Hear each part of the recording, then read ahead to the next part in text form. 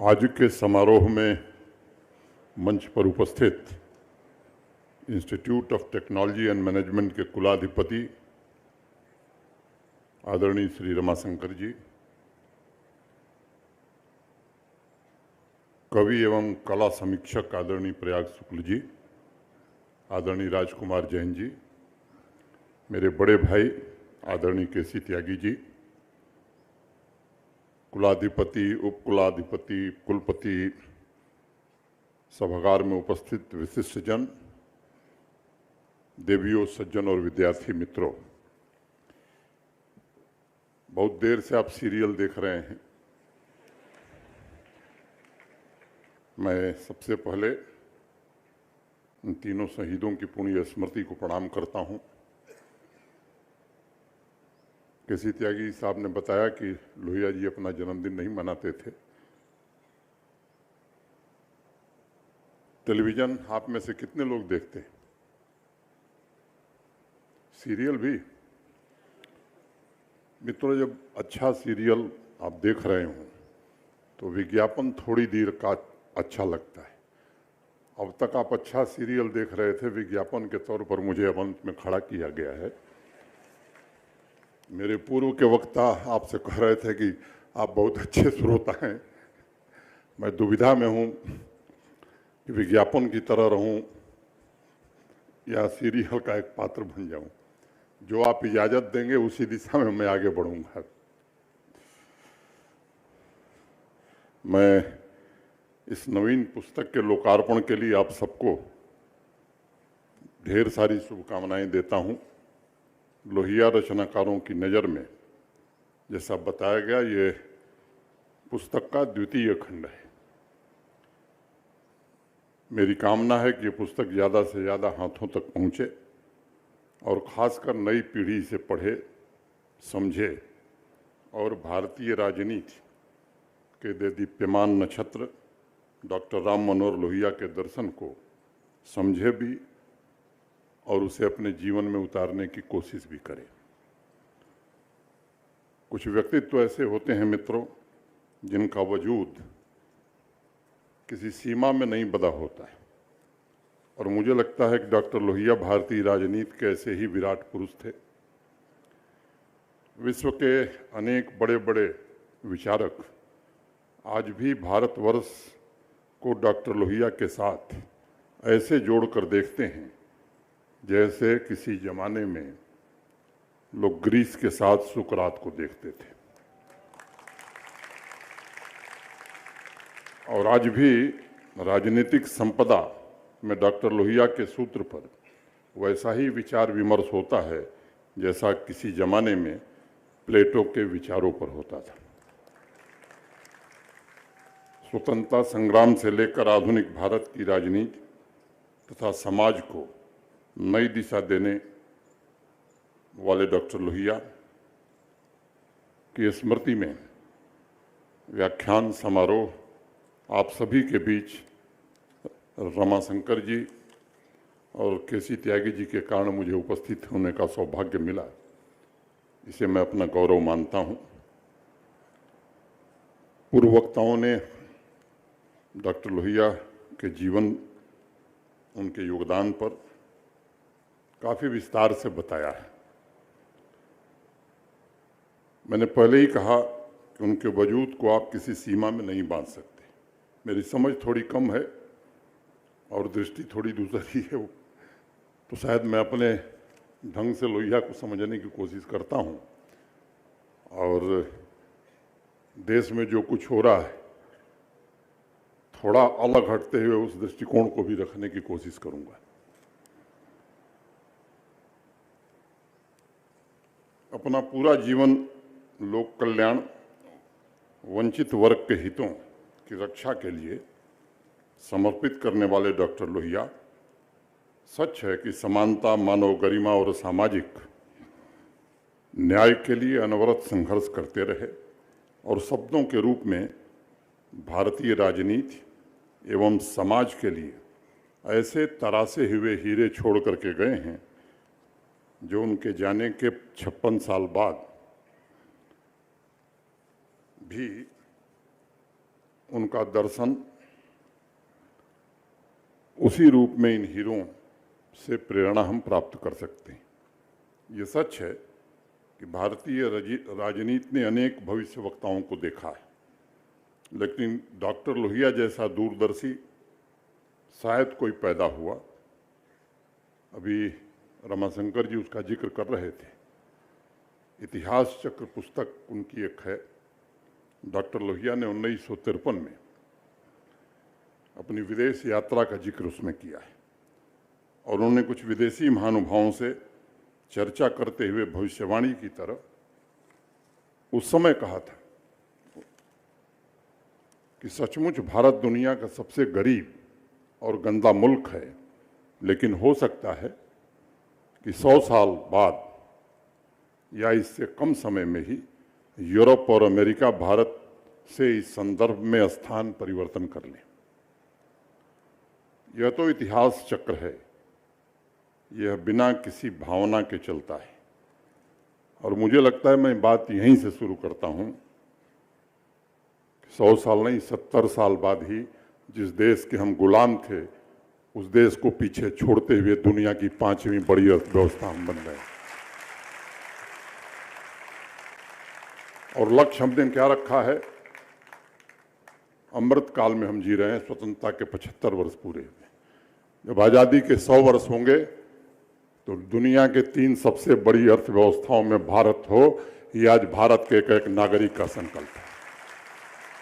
मैं उन बातों में नहीं जाना चाहता कि आज दुनिया के स्टार्टअप इकोसिस्टम में हम तीसरे स्थान पर हैं। यूनिकॉर्न की बात अगर होती है तो उसमें हम दुनिया के अगड़े पंक्ति में खड़े हैं, लेकिन मैं आगे इसकी चर्चा करूंगा जब मैं बात विद्यार्थियों से करूंगा।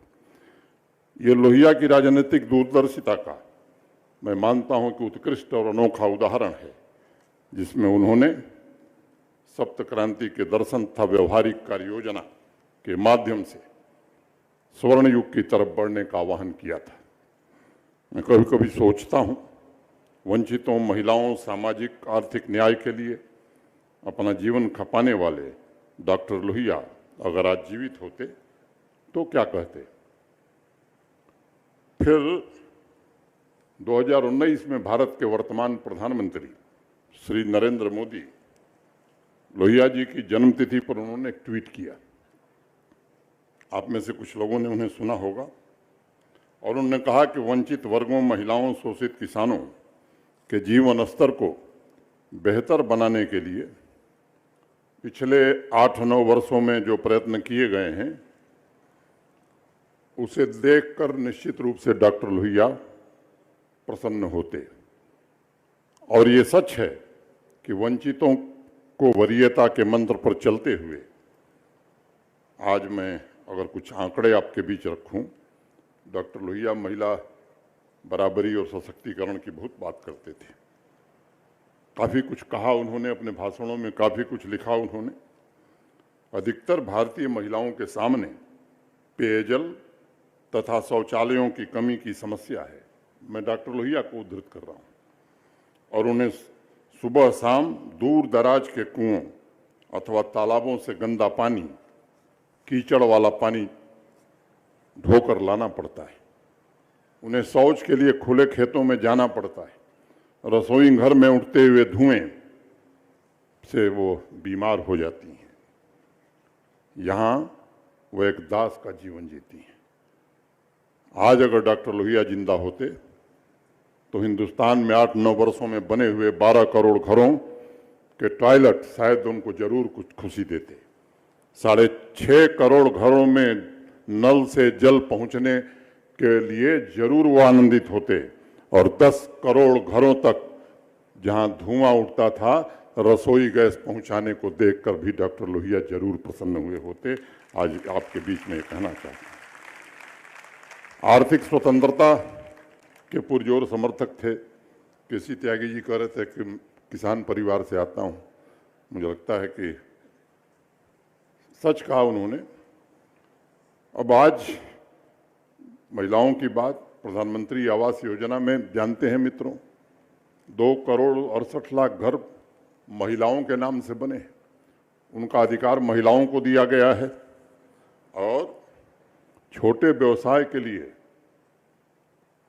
जो प्रधानमंत्री जी की योजना है उसमें 20 लाख करोड़ रुपए हिंदुस्तान की महिलाओं को पिछले 8 वर्षों में दिया गया है अपना उद्योग चलाने के लिए, जो सेल्फ हेल्प ग्रुप के नाते काम कर रही हैं। ये सच है। उनके अधिकारों की रक्षा और सशक्तिकरण, अनेक इस तरह के काम हुए हैं।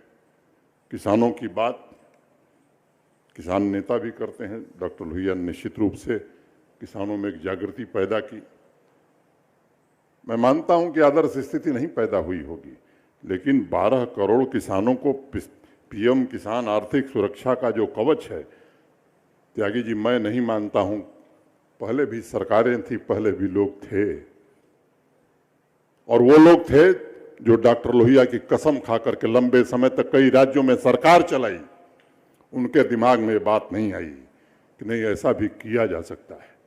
और इसलिए मैं कहना चाहता हूं कि एक ऐसा समाज निर्मित करने की कोशिश आज देश में हो रही है। पूर्ण रूप से नहीं, भगत सिंह के सपनों का भारत अगर नहीं बन रहा है, डॉक्टर लोहिया के सपनों का भारत नहीं बन रहा है, तो एक अच्छा प्रयास किया गया है। जो डॉक्टर लोहिया चाहते थे उसे कैसे जमीन पर उतारा जाए। सामान्य तौर पर लोग सवाल कर सकते थे कि साहब पहले क्यों नहीं हुआ।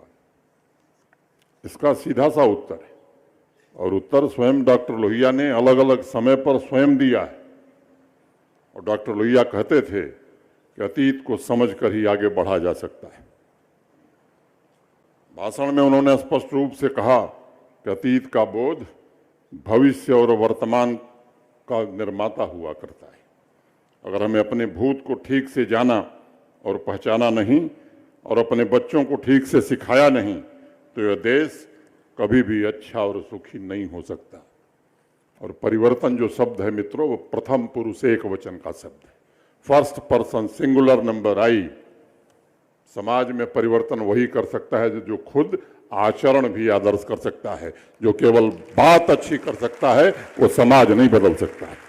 गुलाम भारत और आजाद भारत के बीच धारावाहिकता नहीं रहनी चाहिए, बल्कि ये टूटनी चाहिए। इसकी वकालत डॉक्टर लोहिया करते थे। मैं 67 सालों की गलतियों को सुधार लिया गया है, ऐसा दावा मैं नहीं कर सकता, लेकिन ये सच है कि बुखार सिर्फ ठंडे पानी से नहीं, दवा के बिना नहीं उतरेगा। दवा प्रभावशाली है कि नहीं, ये देश की जनता तय करेगी, लेकिन ये सच है कि एक बड़ा बदलाव हुआ है। मैं वाद से अलग हट करके ये बात कहना चाहता हूं कि डॉक्टर लोहिया ने समन्वित दृष्टिकोण से जिस सप्त क्रांति का सूत्र दिया था, वो उस समय की परिस्थिति, उस दशक का इतिहास नहीं था। मैं मानता हूं कि वो एक टाइमलेस दर्शन है, सिद्धांत है, जो आने वाली सदी का भी इतिहास होगा, और उसके विवरण में जाना मैं आवश्यक नहीं समझता हूं। एक बार डॉक्टर लोहिया ने कहा कि अगर देश के कोने कोने में जनसमूह अपना मांग पत्र प्रस्तुत करने राष्ट्रपति भवन जाता है, तो उसे मार्ग में सैकड़ों हजारों गांवों को पार करना होगा। कुएं खोदने होंगे, बांध बनाने होंगे, तालाबों की सफाई जैसे व्यापक रचनात्मक कार्य करने होंगे, जिससे ग्रामवासी भी जुड़े। ये डॉक्टर लोहिया ने कई बार कहा। स्पष्ट क्या होता है इससे? अपने विचारों द्वारा डॉक्टर लोहिया समाज के लिए नए मूल्य उपलब्ध करा रहे थे। सामान्य तौर पर देखें तो सप्त क्रांति से सामाजिक अन्याय को समाप्त करने के लिए उन्होंने नए मूल्यों और नए केंद्र की रचना की। उन्होंने ये काम ऐसे समय में किया जब अनेक वर्गों में यूरोपियन संस्कृति के विचार चरम शिखर पर थे, और भारत माता से उन्होंने यही मांगा जो बात रमाशंकर जी आदि कह गए, उसे मैं पूरा करता हूँ। हे भारत माता, हमें शिव का मस्तिष्क दो, कृष्ण का हृदय दो, राम का कर्म और वचन दो। हमें असीम मस्तिष्क और उन्मुक्त हृदय के साथ साथ जीवन की मर्यादा भी दो। ये प्रार्थना में नैतिकता और नीति के श्रेष्ठतम मूल्यों की आकांक्षा दिखती है। समाज के कमजोर वर्गों को बराबरी एवं सम्मान का हक मिल सके।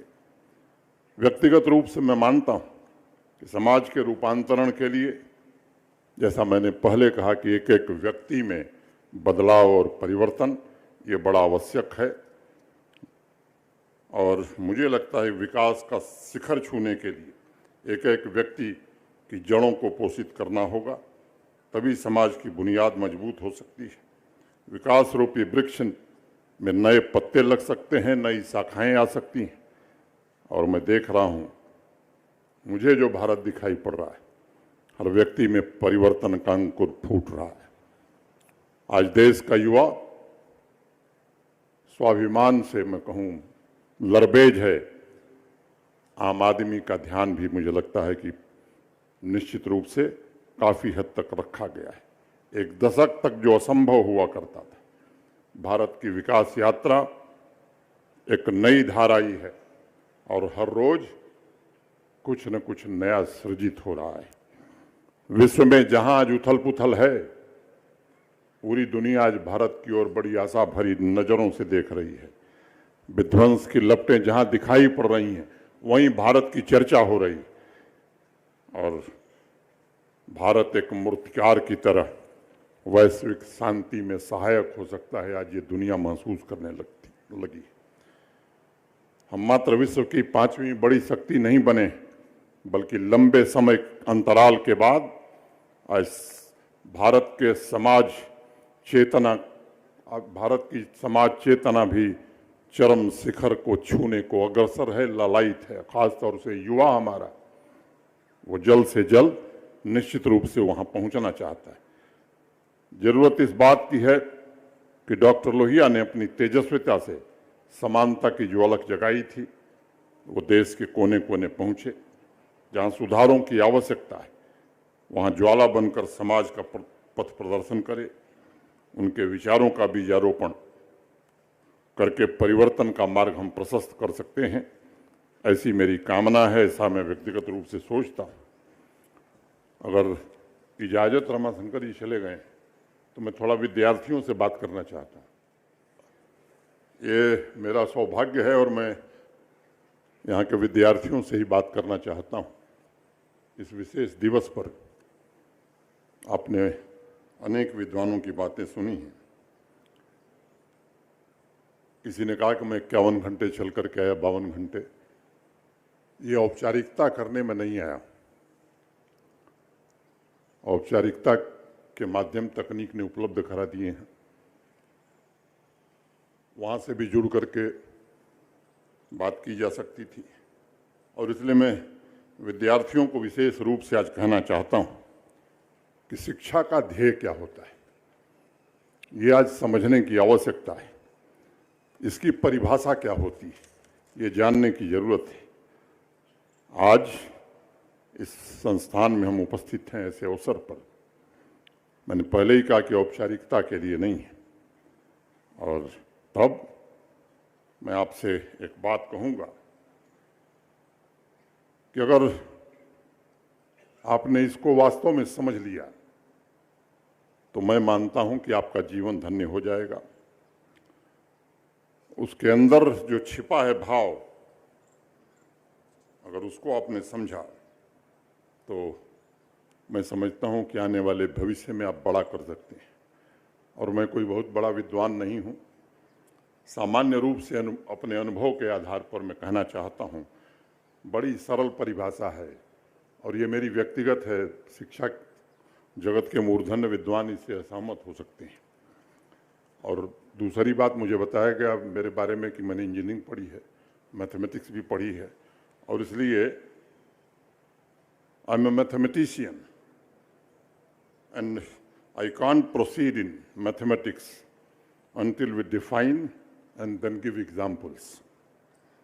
So I have taken liberty to define education and illustrate that with few examples, and then place it in the context of what this university is achieving and what it should achieve and will achieve. So there is just one simple definition of education, and it is a journey of self. It is called education. ये स्व की यात्रा, यही शिक्षा है, ये व्यक्तिगत यात्रा है,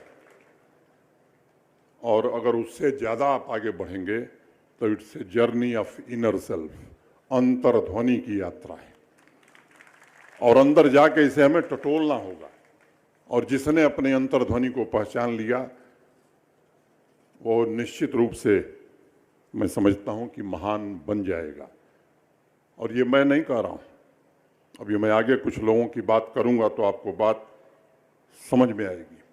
आप हर व्यक्ति के अंदर एक न एक विशेष ध्वनि है, और उसके अंतःकरण की ध्वनि को, जिसे मैंने अंतर्ध्वनि कहा, अगर वो पहचान ले, और शिक्षण संस्थाओं का इसमें इस भूमिका शिक्षण संस्थाओं की क्या होगी, हमारे अध्यापकों की क्या होगी, कि हम मदद करें कि वो अपनी अंतर्ध्वनि पहचान सके।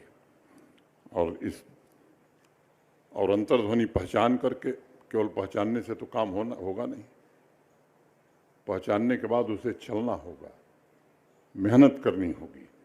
और मुझे लगता है कि ये ऐसी यात्रा है जो जीवन पर्यंत चलती है। कुछ बिरले लोग होते हैं जिन्हें हम साधक कह सकते हैं, त्यागी जी जैसा, लेकिन हमारे आप जैसे लोगों को जीवन भर इस यात्रा में चलते ही रहना है, रोज कुछ न कुछ सीखना है, और पिछले गत दिन से कुछ बेहतर आगे हम कर सकें। मैं समझता हूं कि ये बड़ा आवश्यक है। अब मैं बात महात्मा गांधी से ही शुरू करता हूं। कई बार बापू का नाम लिया गया है, गांधी, लोहिया, ये चर्चा हुई है।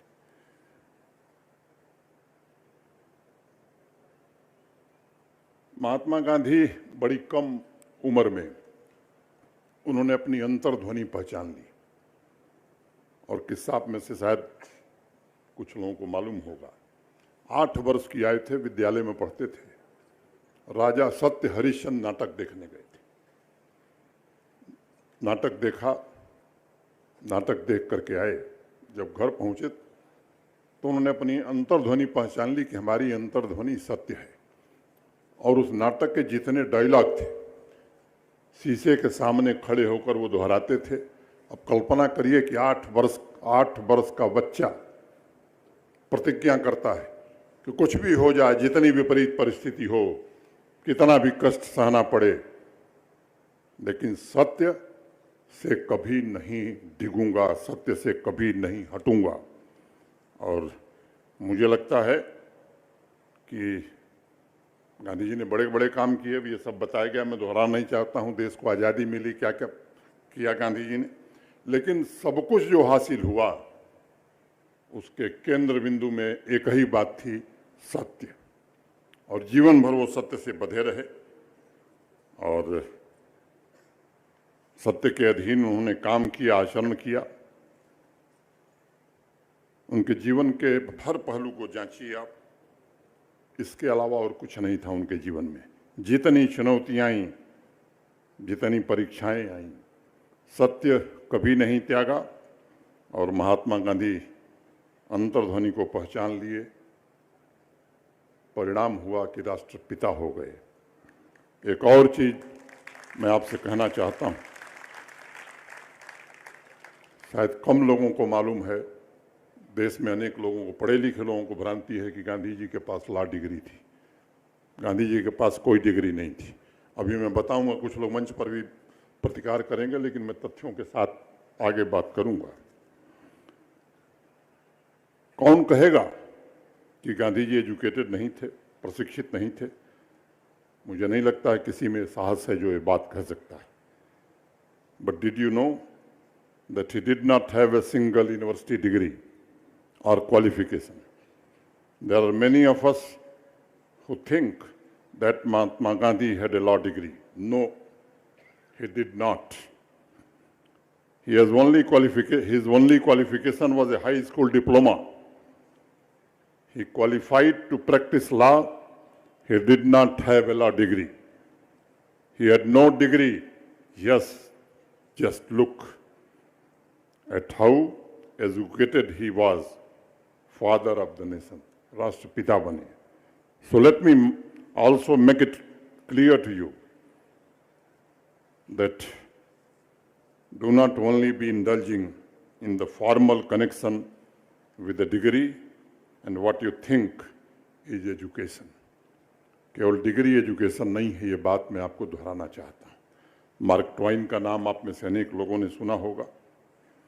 मार्क ट्वाइन की एक बड़ी फेमस बात है जो मुझे लगता है शिक्षा से जुड़े हुए दुनिया के तमाम विद्वान हर बार कहते हैं, और मार्क ट्वाइन ने कहा कभी, I did not allow my schooling to interfere with my education.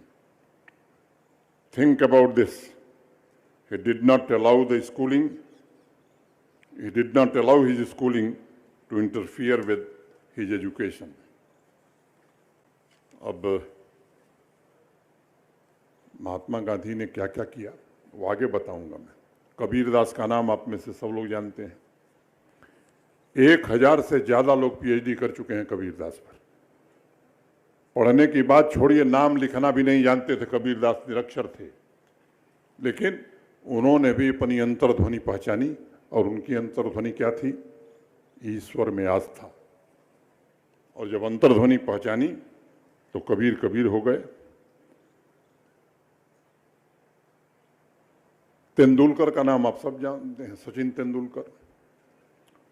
Sachin Tendulkar के पास भी कोई डिग्री नहीं, हाई स्कूल पास हैं सचिन तेंदुलकर। उनको भी देश का सबसे बड़ा सम्मान मिला है। और मित्रों, आपको मैं बताऊं, पिंग पोंग खेलते थे वो पहले, क्रिकेट नहीं खेलते थे। एक दिन उनकी अंतर्ध्वनि जाग गई कि नहीं, हमारा तो वास्ता क्रिकेट से है। और उस दिन से क्या शनिवार, क्या रविवार, क्या होली, क्या दिवाली, क्या दशहरा, कभी मैदान नहीं छोड़ा सचिन तेंदुलकर ने। बहुत सामान्य परिवार के थे। एक समय ऐसा था जब एक ही पतलून थी सचिन तेंदुलकर के पास। स्कूल जाते थे, पढ़ करके आते थे, माँ वही पतलून धोती थी और गीला पतलून पहन करके मैदान पर क्रिकेट की प्रैक्टिस करने सचिन तेंदुलकर पहुंच जाते थे। और पद्म सम्मान, बड़ा सम्मान उनको मिला। अब कोई कहेगा कि भाई कौन कह सकता है कि सचिन तेंदुलकर पढ़े लिखे नहीं हैं, किस तरह से अपने को कंडक्ट करते हैं। भारत रत्न उन्हें मिला हुआ है। और आपको कभी ध्यान है कि सचिन तेंदुलकर ने कोई विवादित बयान दिया है? कोई ऐसी बात कही है जिस पर किसी ने कभी कोई प्रतिक्रिया दी है? तो शिक्षा उसी को कहते हैं जो अनुभव के आधार पर आपको उस अंतर्ध्वनि से परिचित करा दे। इसके अलावा शिक्षा कुछ नहीं। तब फिर रमाशंकर जी के इस विश्वविद्यालय का क्या उपयोग है? जब आप अंतर्ध्वनि पहचान नहीं लेंगे, शिक्षित हो जाएंगे, तो फिर इस विश्वविद्यालय का क्या उपयोग है? और मुझे लगता है कि I must enable each one of you students to somehow begin to understand your inner self. What is your drum beat? इसको पहचानिए, to understand what it says, and then start adhering to it, start practicing it. केवल समझ गए से नहीं होगा, इसको प्रयोग में लाइए, प्रैक्टिस करिए। और इसी को तो धर्म निभाना कहते हैं। धर्म की परिभाषा अनेक विद्वान लोग अनेक प्रकार से देते हैं। मैं जो मोटे तौर पर समझ में आती है कि धर्म है क्या, तो मैं यही कहूँगा, धर्म इज दैट विच बाइंड्स, जो बांधता है वही धर्म है। और तेंदुलकर बंधे से क्रिकेट, तेंदुलकर बंधे थे क्रिकेट से, गांधी बंधे थे सत्य से, कबीर बंधे थे ईश्वर से, अमिताभ बच्चन और शुक्ला जी बंधे हैं एक्टिंग से और कविता से। इस तरह से अनेक नाम आप गिनिए। रामानुजम का नाम आप में से अनेक लोगों ने सुना होगा। इतना बड़ा मैथमेटिशियन कोई पैदा नहीं हुआ, हाई स्कूल पास थे, इंटर नहीं पास थे। हाई स्कूल पास किया, गणित से जुड़ गए और देश के सबसे बड़े गणितज्ञ माने जाते हैं रामानुजम, उनके पास भी कोई डिग्री नहीं थी। तो इस विश्वविद्यालय का प्रयास क्या होना चाहिए, या हर विश्वविद्यालय का प्रयास क्या होना चाहिए? मुझे लगता है कि प्रमुख ध्येय, you should be given a platform that allows each individual through his or her experience to begin to discover himself or herself. And when you start discovering, then the university should allow you to start practicing that belief. And I will give you one simple example. इस तरह के प्रयोग इस तरह से जिन लोगों ने किया, एक मैं कह सकता हूं कि इनलाइटमेंट का वातावरण उन विश्वविद्यालयों में पैदा हुआ। और इसलिए यहाँ उपस्थित छात्रों से इस अवधारणा से भी मैं भागीदार बनूं, इसलिए मैं भी यहाँ उपस्थित हूँ। मैं भी कुछ सीखूं, मेरा भी उद्धार हो जाए। और बहुत कुछ सीखा हमने। क्या जादू जिससे कबीर कबीर बने, महात्मा गांधी बने, और खुद हमारे लिए अनेक मंत्र छोड़ गए। बड़े सरल और मूल मंत्र हैं, इनको समझने की कोशिश करिए आप। और ख़ास तौर से अध्यापकों से मैं विशेष रूप से इसमें सहयोग चाहूँगा। गांधी जी ने शिक्षा के संबंध में एक बड़ी गहरी और सरल बात कही, सटीक बात कही। और याद रखिएगा मित्रों, गांधी जी कभी भी कोई ऐसी बात नहीं कह सकते थे। He would never utter a word which was to be said lightly, and he would never utter it unless he had experienced and made his own discovery and inference. जब तक वो खुद खोज नहीं लेते, उसको प्रैक्टिस नहीं करते, तब तक वो कह नहीं सकते थे। एंड इसीलिए गांधी जी की ऑटोबायोग्राफी जिन लोगों ने पढ़ी है, एक्सपेरिमेंट विद ट्रुथ, तो शिक्षा के संबंध में गांधी जी ने, कई लोग सवाल करते हैं क्या अधिकार था कहने का। आपके मन में प्रश्न उठ सकता है कि जिसके पास डिग्री ही नहीं थी वो शिक्षा के बारे में क्यों कह सकता है। जब दक्षिण अफ्रीका में थे, वहाँ उन्होंने स्कूल खोला और स्कूल बहुत शिद्दत से, बहुत मन से चलाया। और जब लौट के हिंदुस्तान आए तो विश्वविद्यालय स्थापित किया। आज भी फुल फ्लेजेड यूनिवर्सिटी है गुजरात विद्यापीठ। वर्धा में उस जमाने में महिला पॉलिटेक्निक स्थापित किया। और देश के जो मूर्धन्य वैज्ञानिक थे, जगदीश चंद्र बोस, सीवी रमन, वो उसकी गवर्निंग बॉडी में थे। तो गांधी की कल्पना उस समय थी। और गांधी जी कहते क्या हैं about education? He said, in education, what you do with your hands will enter your heart. जो हाथ से प्रयोग करते हो वही आपके हृदय को जाएगा। जो ब्लैक बोर्ड पर प्रोफेसर साहब लोग पढ़ाते हैं उसका बहुत कम अंश जाएगा। ये लिबर्टी जो हाथ से करते हैं ना, लिटरली भी या मेटाफॉर्मिकली भी, यही जल्दी आप समझ पाते हैं। और भारत की जो ज्ञान परंपरा है, हमारे देश की जो परंपरा है, मैं आपसे कहना चाहता हूं कि मीमांसा स्कूल ऑफ फिलॉसफी, जितने हमारे प्राचीन ग्रंथ हैं, वो सभी इस बात को कहते हैं। और अनादिकाल से भारत इस बात को जानता था। And if you look at all our Upanishads, they talk about it all the time. और छंदोग उपनिषद में जिन लोगों ने थोड़ा पढ़ा होगा, एक पात्र है, वो पाटर का काम करता था, उसका नाम था Rig.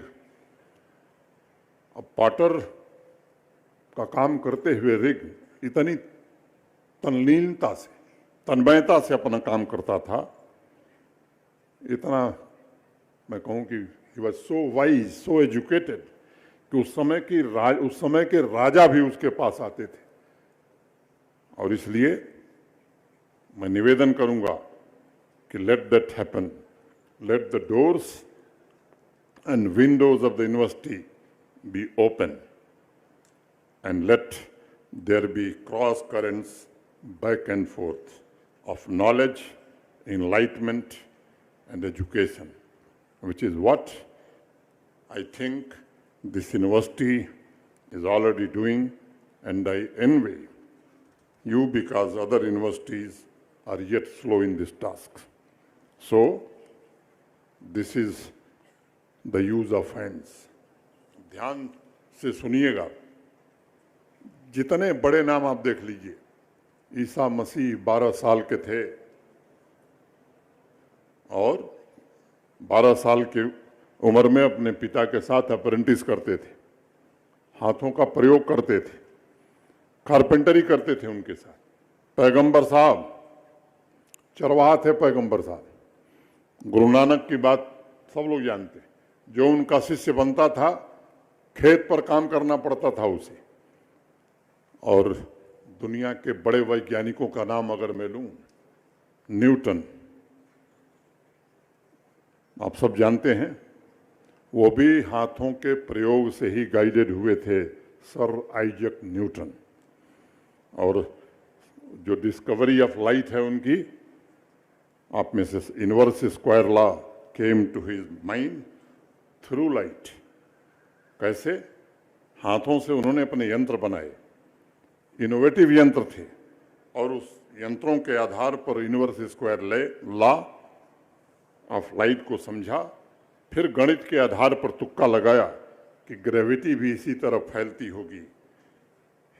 He made an educated guess that gravity also spreads like light in every direction, and exactly the same way guessed the inverse square law also for gravity, and then mathematically proved that that is the law of gravitation. ये हाथों के प्रयोग से ही sir Isaac Newton ये formula दे सके। दूसरा नाम मैं लूंगा माइकल फैराडे का। कक्षा 2 तक पढ़े हुए थे। आप विज्ञान के विद्यार्थी हैं, इंजीनियरिंग के, तो माइकल फैराडे का नाम आप जरूर जानते हैं। गरीबी में इतनी हालत खराब थी कि घर में भोजन का ठिकाना नहीं था। मजबूरी में उनको काम करना पड़ा कि घर में भोजन मिल सके। और उनको अप्रेंटिसशिप कहाँ मिली? एक बुक बाइंडिंग की किताब बांधने वाली जो दुकान थी वहाँ। वो जमाना था, आज तकनीक नहीं थी, एक एक पन्ना सटाना पड़ता था। अब उनको भी उनकी अंतर्ध्वनि जाग गई, हर पन्ना पढ़ने लगे। और मैं समझता हूँ कि जब ये जिज्ञासा पढ़ते पढ़ते विज्ञान की ओर जागृत हुई, विज्ञान से जुड़े, and he became the greatest scientist of his age and one of the greatest scientists of the world forever, and he was only second class pass. इसलिए आपसे मेरा दूसरा निवेदन है, अंतर्ध्वनि को पहचानिए, फिर हाथों का प्रयोग करिए और नॉलेज को प्रैक्टिस में लाइए।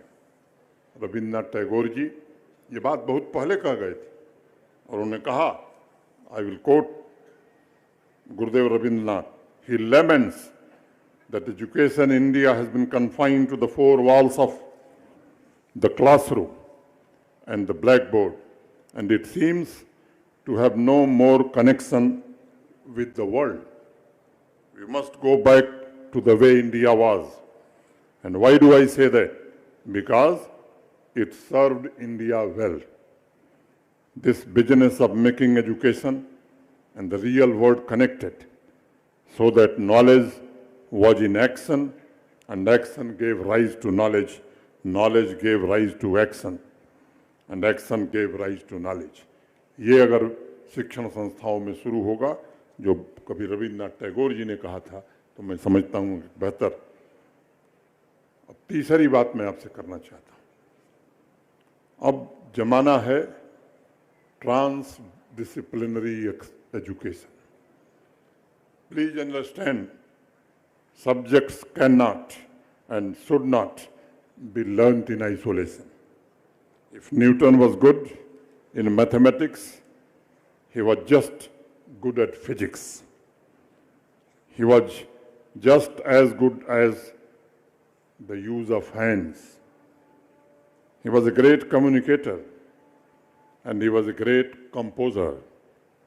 So you need to have these skills. You cannot do this by just lying in bed. Einstein दुनिया के बड़े वैज्ञानिक, और मैं पता नहीं, मुझे जब मैं थियोरी ऑफ रिलेटिविटी पढ़ रहा था, इतना एब्स्ट्रैक्ट है। बहुत लोग दावा कर देते हुए कि मैं समझ गया हूँ, मुझे लगता है कि बहुत कम लोग आज तक समझ पाए। और इसलिए मैं कहना चाहता हूँ कि आइंस्टाइन ने पीएचडी की थी फिजिक्स में, लेकिन थियोरी ऑफ रिलेटिविटी का आविष्कार फिजिक्स की पीएचडी के नाते नहीं हुआ। ये बात आप में से कुछ लोग जानते होंगे। उनके पिता एक इलेक्ट्रोमैग्नेटिक वर्कशॉप चलाते थे। ही गॉट सिक, पिता बीमार हो गए, मजबूरी में उन्हें उस दुकान पर जाना पड़ा। और उस समय आइंस्टाइन ने ये नहीं कहा कि नहीं मैं फिजिक्स में पीएचडी करूंगा, ये इलेक्ट्रोमैग्नेटिक फ्लोर पर काम नहीं करूंगा। उसने कहा कि नहीं ये ज़रूरत है। उसने काम किया और दुनिया को सबसे पहला ऑटोमेटिक कैमरा देने वाले वैज्ञानिक का नाम है आइंस्टाइन। दुनिया को सबसे सेफ फ्रिज देने वाले वैज्ञानिक का नाम है आइंस्टाइन। और क्यों? क्योंकि he was good at physics. क्यों? वो हाथों का प्रयोग करते थे। क्यों? वो रुचि लेते थे, और तब जाकर के थियरी ऑफ रिलेटिविटी पूरी दुनिया को दे सके। अब एक अंतिम उदाहरण त्यागी जी देकर के मैं देख रहा हूँ घड़ी की सुई भी, और इसलिए बोल नहीं पा रहा हूँ जितना। जॉर्ज मेंटल, ये बड़ा आवश्यक है त्यागी जी इसका जिक्र करना। जॉर्ज मेंडल का नाम आपने सुना है। जेनेटिक्स, आज कोरोना की रफ्तार अगर थमी है पूरी दुनिया में तो उसका श्रेय मेंडल को जाता है। अगर जेनेटिक्स का इजाद नहीं होता तो पता नहीं कितनी लोगों की जानें चली जाती। वैक्सीन पहले भी बनती थी, एंटीवायरस 5 साल 6 साल लग जाता था, प्रभावशाली भी नहीं होती थी। लेकिन इस जेनेटिक्स ने आरएनए वैक्सीन दुनिया को दी, और जिसने थाम दिया कोरोना की रफ्तार को। अब what invented genetics? Mendel, and how did he do that? मैं चाहता हूं कि आप इसको समझिए। उसका मूल कारण है कि he was good at botany, he was good at mathematics, and he was good at gardening. खुद अपने बगीचे में हजारों फूल लगाते थे, गणना करते थे, रंग कैसे बदलता है इसको पहचानने की कोशिश करते थे, और करते करते 2 वर्ष में सिद्ध हो गए और जेनेटिक्स दिया पूरी दुनिया को, जिसने पूरी दुनिया में इतना बड़ा कमाल कर दिया है।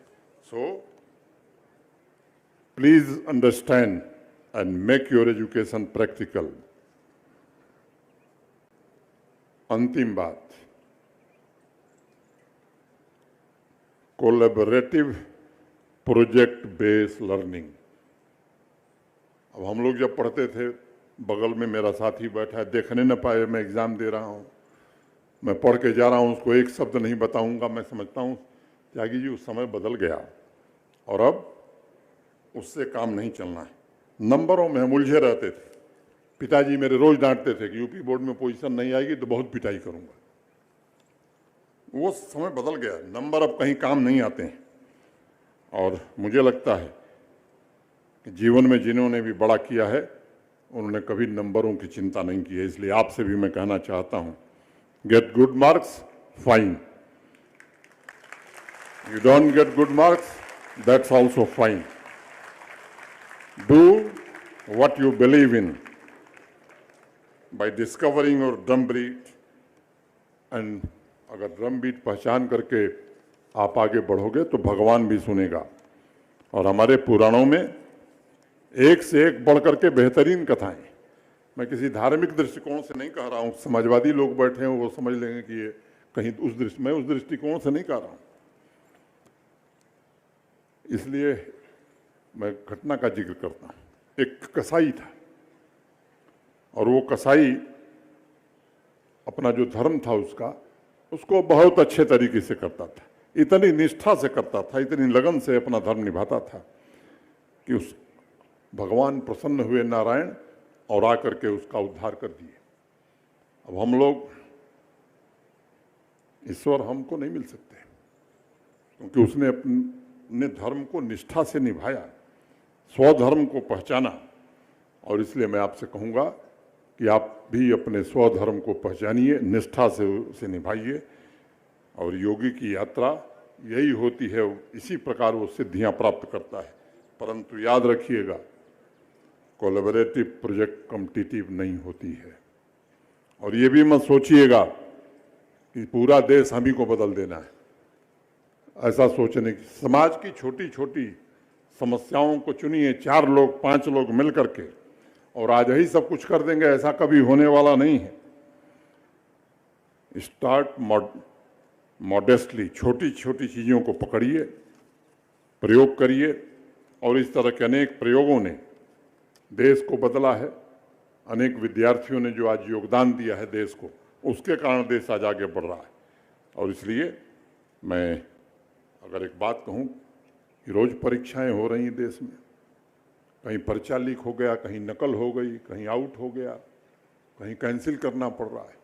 और अगर वैज्ञानिक दृष्टि से ऊपर से कोई तस्वीर भारत की लेगा तो एक एग्जामिनेशन सेंटर ही आज हिंदुस्तान दिखाई पड़ेगा। ये स्थिति बन गई। और इसलिए मैं उम्मीद रखता हूं कि ये विश्वविद्यालय निश्चित रूप से इन बातों पर विचार करके और इस दिशा में जरूर आगे बढ़ेगा। लेकिन नॉलेज तब आती है जब आदमी हम्बल होता है, विनम्र होता है। अगर अहंकार हो गया, प्राइड हो गया, तो ये उसी से भर जाता है, फिर वो नॉलेज आता नहीं है। इसलिए बी हम्बल, इस अहंकार से बचिए, अहंकार बीन बनिए। जिस चीज़ में आपकी आस्था है, जो आपका धर्म है, वो निश्चित रूप से आपके पास आएगा। और आपका धर्म जो है उस पर काम भी करिए। So do that. And my final thing, ये कोई नई बात मैं नहीं कह रहा हूँ। महात्मा गांधी ने कहा, रविन्द्रनाथ टैगोर ने कहा, अल्बर्ट आइंस्टाइन ने कहा, डार्विन ने कहा, न्यूटन ने कहा, मेंडल ने कहा, ईसा मसीह, पैगंबर साहब, गुरु नानक साहब, सबने यही कहा कि भाई एक पढ़ने लिखने इन सब के बाद राष्ट्र का हित करिए। ऐसी पढ़ाई सब बेकार है। पढ़ लिख करके अगर देश का हम भला नहीं करेंगे तो मैं समझता हूँ ऐसा पढ़ा लिखा न रहे हिंदुस्तान में तो हिंदुस्तान बेहतर है। और ये हमारे देश की परंपरा रही है, पुरातन परंपरा रही। 2 उदाहरण देख के आगे बढ़ूंगा। मैं जानता हूं कि मुझे अनुमति मिली है, सज्जन लोग हैं, लेकिन समाजवादी हैं, ये भी मैं जानता हूं कब धैर्य जवाब दे जाएगा। तो मैं 2 उदाहरण दे करके बात खत्म करूंगा कि एक बहुत बड़ा इकोनॉमिस्ट हुआ दुनिया का, एंगस मैडिसन, और उसने बड़ी मॉन्यूमेंटल स्टडी करी, economic history of the world. और मैं रिक्वेस्ट करता हूँ, pay attention to it. The economic history of the world as as Maddison, it was a monumental study and till today no one has disputed it. It's based on data from 1st century AD till the end of the 17th century, or I can say beginning of the 18th century. और data के आधार पर क्या कहते हैं Mendel, पूरी सदियों के लिए उतना बड़ा अध्ययन कभी नहीं हुआ है।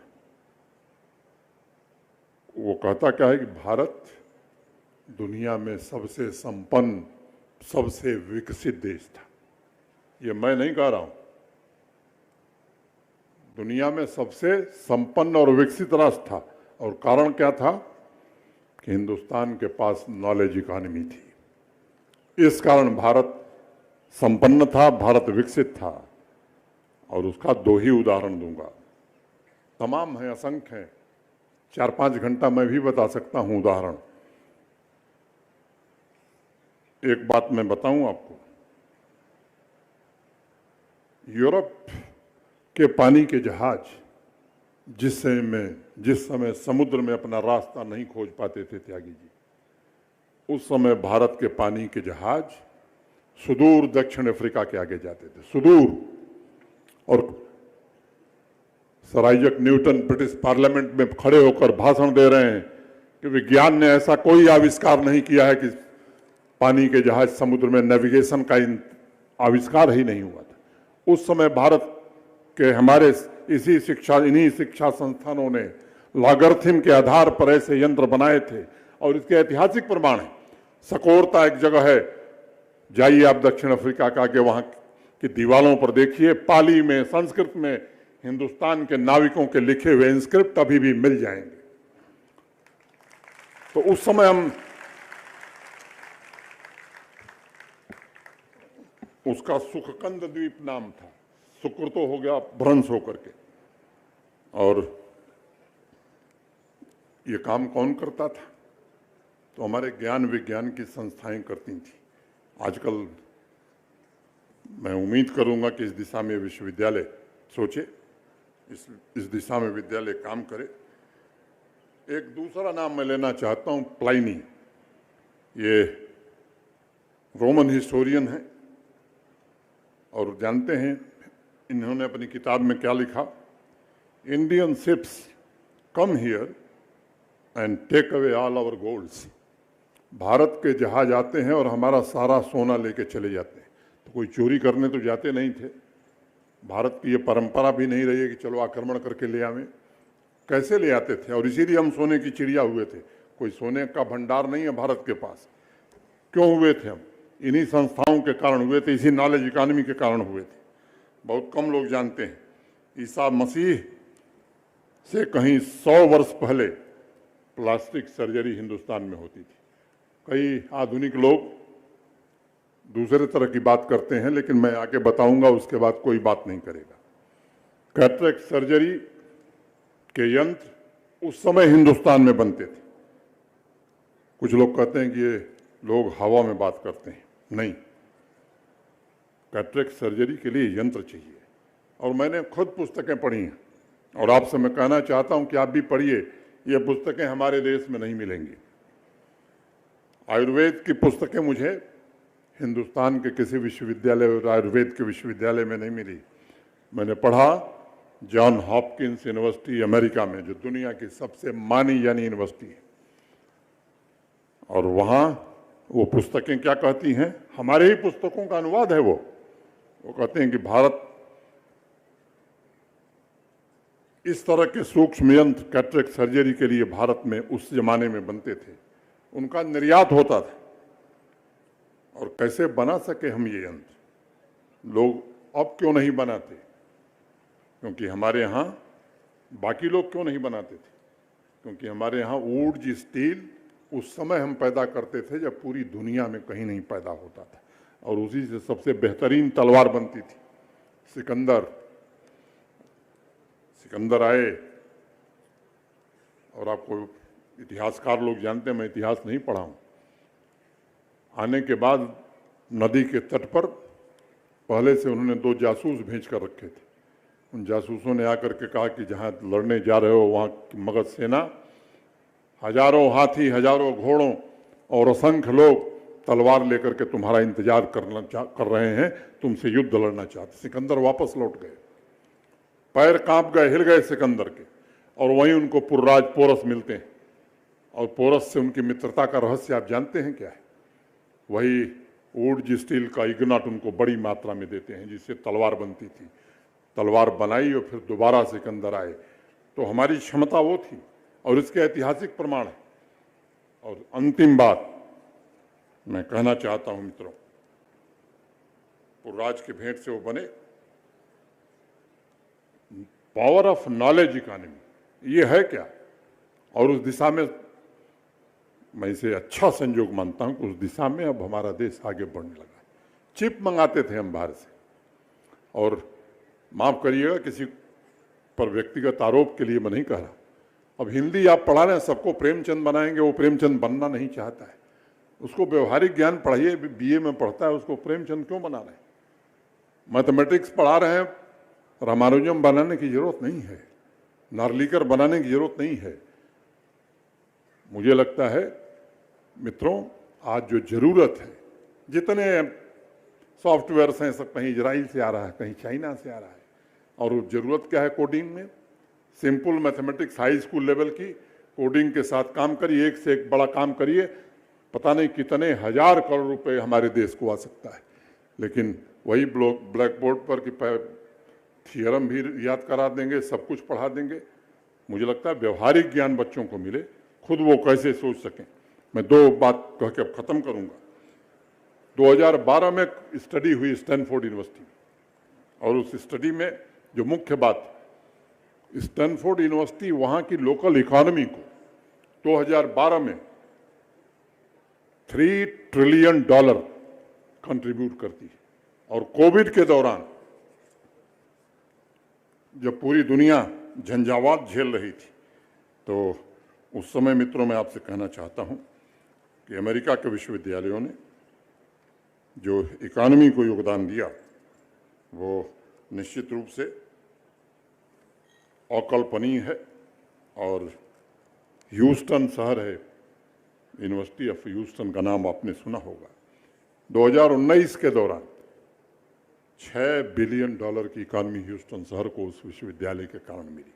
तो ये सब, और यही मुझे लगता है कि NEP नेशनल एजुकेशन पॉलिसी कहती है। तो ये चीज़ें हमारे लिए कोई नई नहीं है। एक कालखंड था जब हम किसी न किसी कारण, गुलामी के कारण लंबे समय तक आत्मबल हमारा कमजोर हो गया है। आज देश का आत्मबल छलांगे मार रहा है, और मुझे कोई संदेह नहीं, मैं पूरे विश्वास से कहना चाहता हूँ, मैं आशावादी आदमी हूँ, निराशावादी नहीं। मैं जो देख रहा हूँ आने वाले 25 साल बाद, वो दिन दूर नहीं होगा जब यही बच्चे जो हमारे आंखों के सामने बैठे हुए हैं, ये पूरी दुनिया का नेतृत्व करेंगे। दुनिया की केवल इकोनॉमी नहीं, नॉलेज इकोनॉमी नहीं, बल्कि हर क्षेत्र में भारत सबसे आगे रहेगा। यही बात कहते हुए, मैं जानता हूं कि आपको मैंने काफ़ी झेलाया है, लेकिन मैं भी 52 घंटे चल के आया था, तो मैं कहा कि अब अकेले मैं क्यों, कुछ आप भी। तो मैं मंच पर विराजमान सभी लोगों के प्रति हृदय से कृतज्ञता ज्ञापित करता हुआ, रमाशंकर जी को विशेष रूप से उनके प्रति हृदय से आभार व्यक्त करता हुआ, और यहाँ बैठे हुए नौजवान विद्यार्थियों के उज्जवल भविष्य की कामना करता हुआ अपनी बात पूरी करता हूँ। और अंतिम बात, 2020 से जम्मू कश्मीर में हूँ, आपको निमंत्रण देता हूँ, आइए। अगर पहले गए होंगे तो जम्मू कश्मीर का नज़ारा अब बदल गया है, और जब अगली बार आप आएंगे तो और बदला हुआ नज़ारा देखेंगे। और एक कविता पढ़ी गई, वो कवि हैं, उन्होंने अपनी लिखी है, मुझे लिखना नहीं आता, लेकिन मैं भी 4 पंक्तियां पढ़ूंगा कि कुछ लोग तुम्हें समझाएंगे, कुछ लोग तुम्हें समझाएंगे, वो तुमको खौफ दिलाएंगे, जो है वो भीख हो सकता है, इस राह में रहजन है इतने, रहजन माने डाकू, कुछ और यहाँ हो सकता है। ये वक्त नहीं फिर आएगा, पर तुम जिस लम्हे में जिंदा हो, वो लम्हा तुमसे जिंदा है। तुम अपनी करनी कर गुजरो, जो होगा देखा जाएगा, जो होगा देखा